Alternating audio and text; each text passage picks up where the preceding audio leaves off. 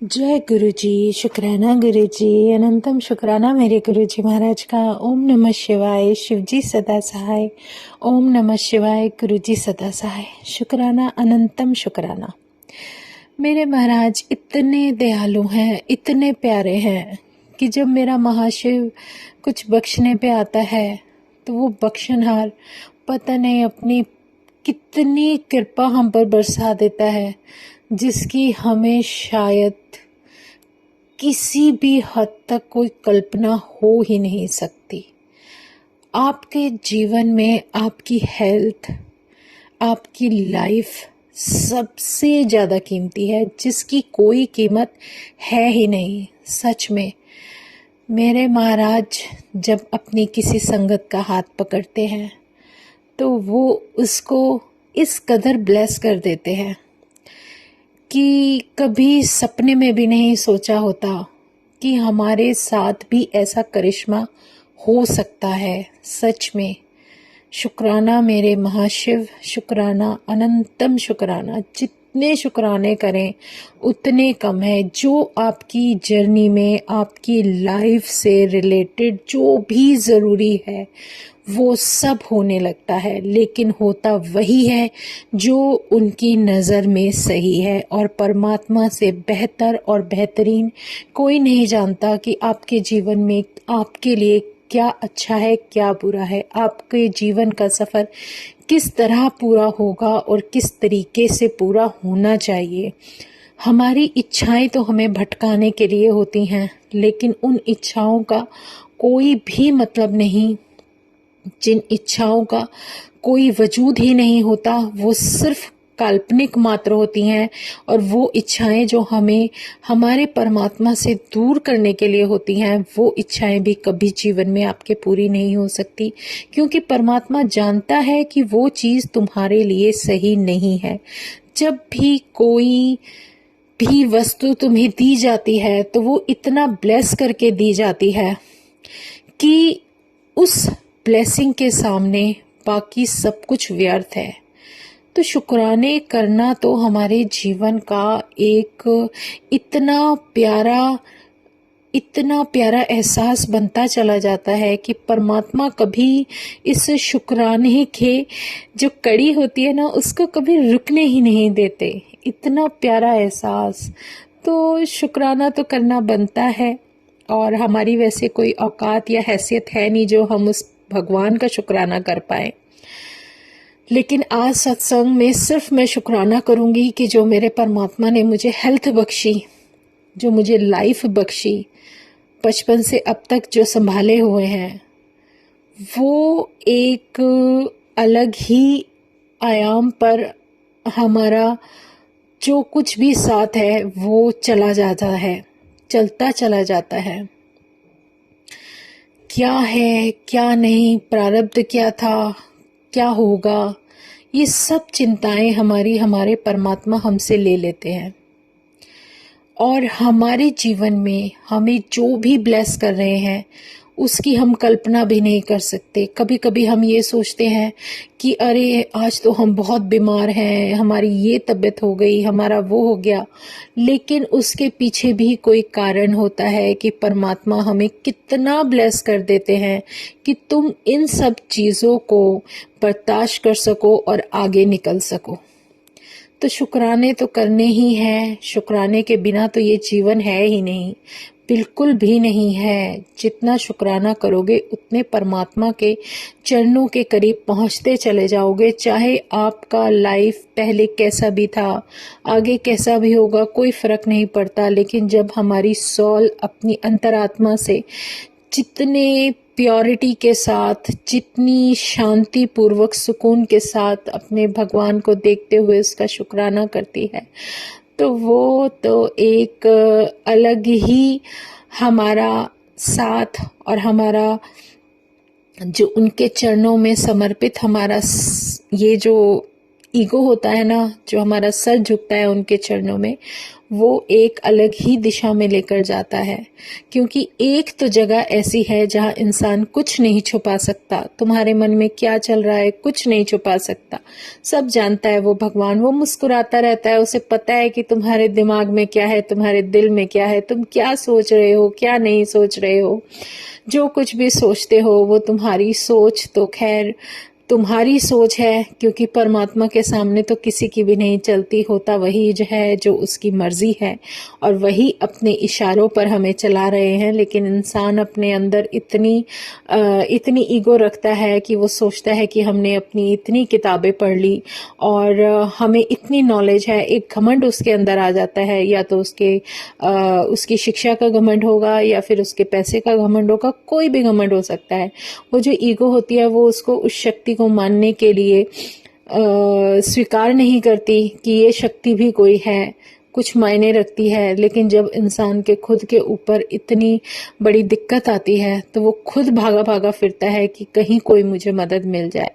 क्योंकि भले ही वो मदद पैसे से ना हो, उसकी शिक्षा से ना हो, लेकिन वो एक ऐसी ब्लेसिंग होती है जो भगवान के अलावा तुम्हें कोई दे ही नहीं सकता, और उसके सामने किसी का कोई बस नहीं है। वो जब चाहे जो मर्जी करा सकता है, एक इतना प्यारा एहसास करा सकता है कि जिसको मानो तो बहुत कुछ है, ना मानो तो कुछ भी नहीं।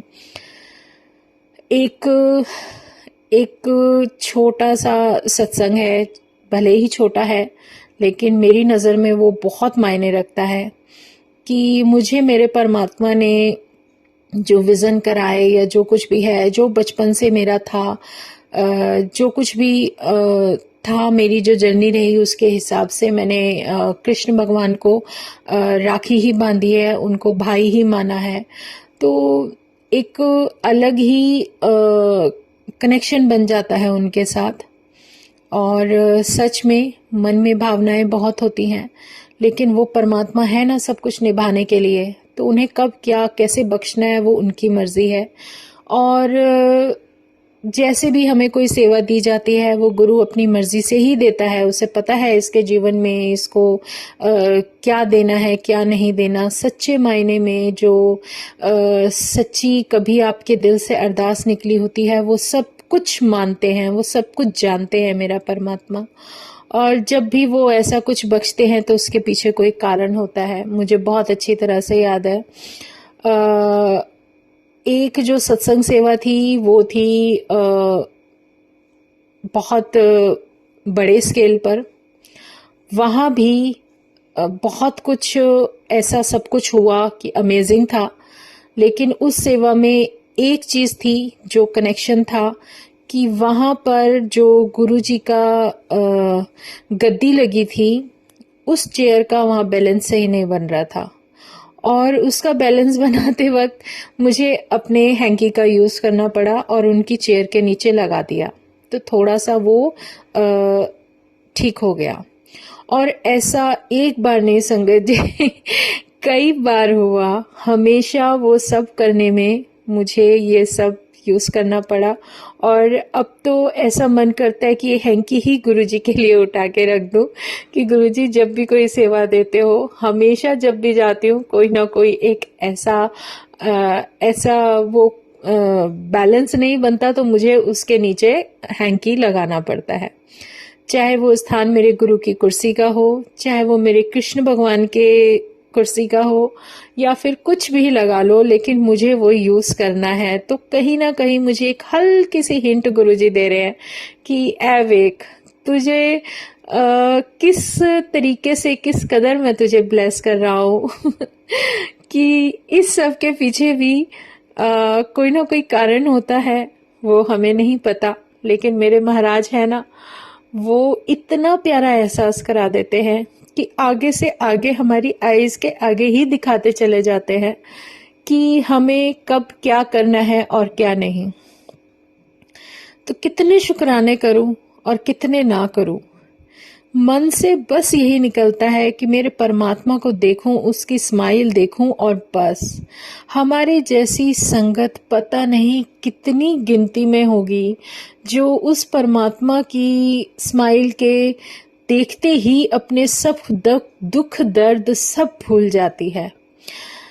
कई बार बहुत जगह देखा है ऐसा कि बहुत सारी संगत ऐसी होती है जो मन में कुछ सोच रही होती है, बहुत कुछ मांगने के लिए उनके मन में चल रहा होता है कि अब की बार गुरुजी से मिलेंगे तो ये बोलेंगे, अब की बार मिलेंगे तो वो बोलेंगे।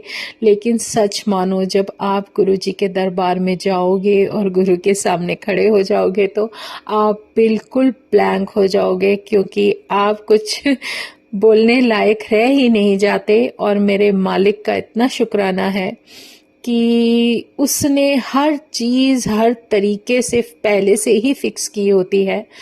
क्योंकि ये मैं इतने गारंटी से इसलिए कह सकती हूँ कि जो परमात्मा दिखा देता है ना, वो कुछ अलग ही होता है। हमें जहाँ भी सत्संग सेवा मिलती है, जो भी गुरुजी सेवा बख्शते हैं, तो जहाँ भी जाते हैं हर चीज उनकी जरूरत के हिसाब से पहले ही तैयार होती है कि हमें कभी कोई दिक्कत ना आए और वो आगे से आगे सब कुछ मिलता चला जाए। और हमारे गुरु का दरबार इतना प्यारा, इतना आलीशान बन जाता है कि हम उसको कभी भी इमेजिन कर ही नहीं सकते, क्योंकि हमारे लिए हमेशा हर जगह एक नया सरप्राइज होता है और गुरुजी वो सरप्राइज देते हैं।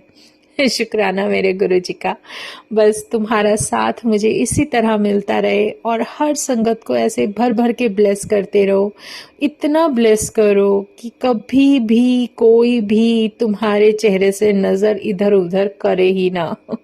शुक्राना मेरे गुरुजी, अनंतम शुक्राना। पता नहीं, कभी कभी सत्संग करने बैठते तो हैं, अपने परमात्मा का शुक्राना करने बैठते हैं, पर उनकी मर्जी क्या होती है, बहुत कुछ सोचकर बैठते हैं संगत जी, वो नहीं बोलने देते। सच में बहुत सारी बातें दिमाग में घूम रही थी पर नहीं बोल पा रही हूँ। बस इतना कहूंगी कि जब हम दिल से कुछ करने के लिए चलते हैं ना, तो उसके लिए हमारा जो कर्म है वो सत्य होना चाहिए। बस जो कर्म हमारा सत्य होगा तो साथ हमारे सब कुछ अच्छा होगा। जो भी परमात्मा ने दिया बख्शा वो सब बहुत ही बड़ा, बहुत ही कृपा वाला होता है, जिसे समझने में हमें जन्मों लग जाते हैं। एक छोटा सा प्रसंग है जो मैं बताती हूँ कि 2 तरह की संगत थी।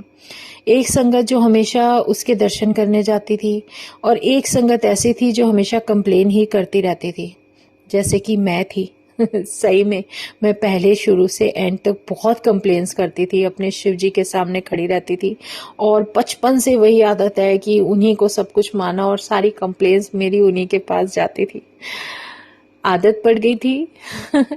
तो एक बात सच बताती हूँ कि ये प्रसंग बहुत सत्य है कि एक संगत ही हमेशा दर्शन के लिए ही जाती थी और उन्हें थैंक यू करने जाते थे कि भाई हमें जो कुछ भी दिया, इतना सब कुछ दिया, उसका शुक्राना।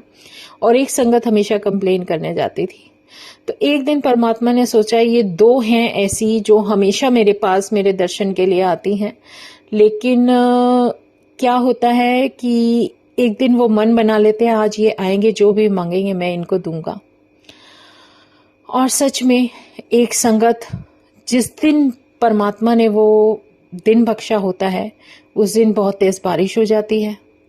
और वो बारिश होने की वजह से जो संगत हमेशा जाती थी वो सोचती थी अरे मैं तो रोज ही दर्शन करके आता हूँ, चलो कोई बात नहीं, आज नहीं जाता, आज यहीं रुक जाता हूँ।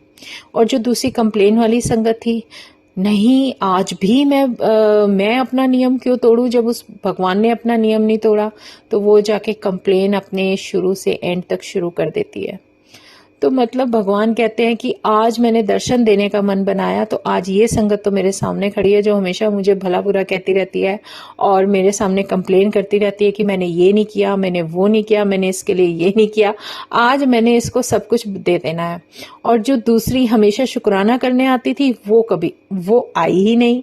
मतलब बारिश क्या हुई, उसने अपना नियम ही छोड़ दिया बीच में। तो वो जो एक कड़ी होती है ना, वो भगवान भी समझते हैं। इसीलिए भगवान कहते हैं कि भले ही तुम कहीं ना जाओ, लेकिन जो तुम्हारे दिल की अरदास है, जो तुम अपने दिल से बोलते हो ना, उसे कभी मत रोको। अपने परमात्मा के साथ एक ऐसा रिश्ता बना लो कि मन ही मन तुम हमेशा उससे जुड़े रहो, कि हम उससे कभी दूर ही ना हो तो वो हमें अपने से दूर कैसे रहने देगा। ये उसका जो नजराना है, जो उसका प्यार है, आशीर्वाद है, वो हमें उससे एक सेकंड, एक पल भी दूर ना होने दे। इसीलिए हमें अपने आप को किसी जगह पे सीमित नहीं करना कि हम वहां गए ठीक है, नहीं गए तो भी ठीक है। यही मन में धारणा होनी चाहिए कि परमात्मा तुम कण कण में व्याप्त हो, तुम सब जगह हो, हर जगह हो। मेरे घर में हो, मेरे घर के मंदिर में हो, अगर मैं बाहर मंदिर नहीं गई तो क्या हुआ, तुम मेरे पास तो हो। क्योंकि गुरु का रूप, गुरु का स्वरूप क्या होता है, वो खुद विराजमान होते हैं। और अगर हमारे मन से 24 घंटे उसका नाम और उसकी याद जुड़ी रहती है तो हम उससे अलग हो ही नहीं सकते। तो ऐसे परमात्मा का जितना शुक्राना करें उतना कम है। कलयुग में अगर मेरा महाशिव तुम्हारे साथ ना हो तो कोई भी नहीं हो सकता। सच में वो एक ऐसा परमात्मा है जो हाथ के हाथ तुम्हें अपनी शरण में लेता है और तुम्हारा कल्याण करना शुरू कर देता है। शुक्राना गुरुजी अनंतम शुक्राना। और आज बस हम अपना सत्संग यहीं विराम करते हैं। जय गुरु जी, शुक्राना गुरु जी। ओम नमः शिवाय, शिव जी सदा सहाय। ओम नमः शिवाय, गुरु जी सदा सहाय। शुक्राना, अनंतम शुक्राना।